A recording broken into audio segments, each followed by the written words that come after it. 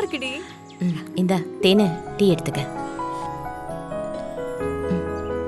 மீனாட்சி நீ எடுத்துக்க.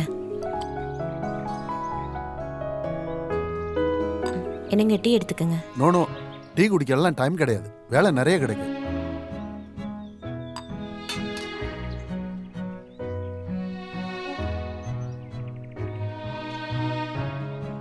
ஒரு சின்ன வேலை பார்த்தாலும் 10 டீ கேப்பீங்க.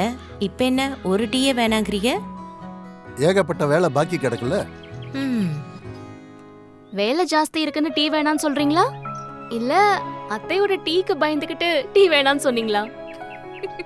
ஏய், என் பொண்டாட்டி நல்லதம்மா டீ போடுவா. அத்தை, நான் சும்மா விளையாட்டுக்கு தான் சொன்னேன். டீ சூப்பரா இருக்கு. சரிம்மா. அக்கா தங்கச்சியை வாட்டி வதைக்கலான்னு பார்த்தா எல்லாருமா சேர்ந்து சிரிச்சுக்கிட்டு இருக்காளுக. ஏங்க டீ சாப்பிடுங்க, நான் உங்களுக்கு உதவி பண்றேன். அத்தை விடுங்க அத்தை, நாங்களே தச்சுக்கிறோம். ஏற்கனவே உங்களுக்கு முதுகு வலின்னு சொன்னீங்க. சும்மா கொஞ்ச நேரம் தானம்மா. விடு தேனு, நாம என்ன சொன்னாலும் அத்தை கேட்க மாட்டாங்க. மாமா செய்யறத பார்த்து அத்தைக்கு மனசு வலிச்சிருக்கோம். அதான் முதுகு வலிச்சாலும் பரவாயில்லன்னு வந்துட்டாங்க. எனக்கு என்ன பண்ணாலும் பரவாயில்ல, நான்லாம் எந்திரிச்சுலாம் போக மாட்டேன். என்னால முடிஞ்ச உதவிய நான் கொஞ்ச நேரம் செஞ்சுட்டு தான் போவேன். உதவி செய்யணுமா? அதை கொடுங்க. இந்தா புடி தை. இந்தா புடி தை.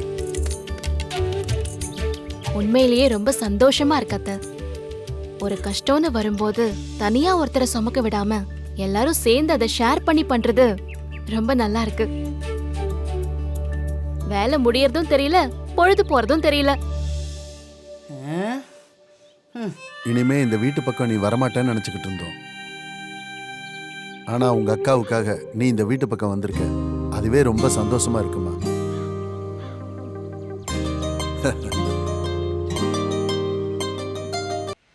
லோகே, ஆ?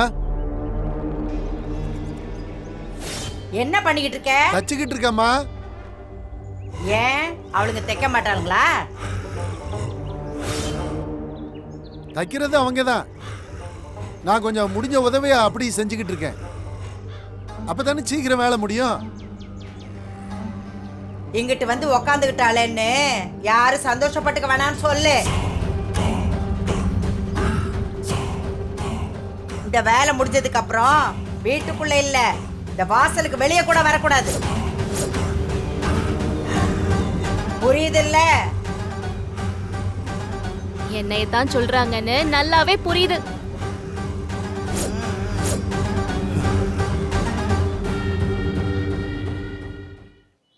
அத்தை எப்படி பேசுறாங்களேன்னு நீ ஒண்ணு நினைச்சுக்காத.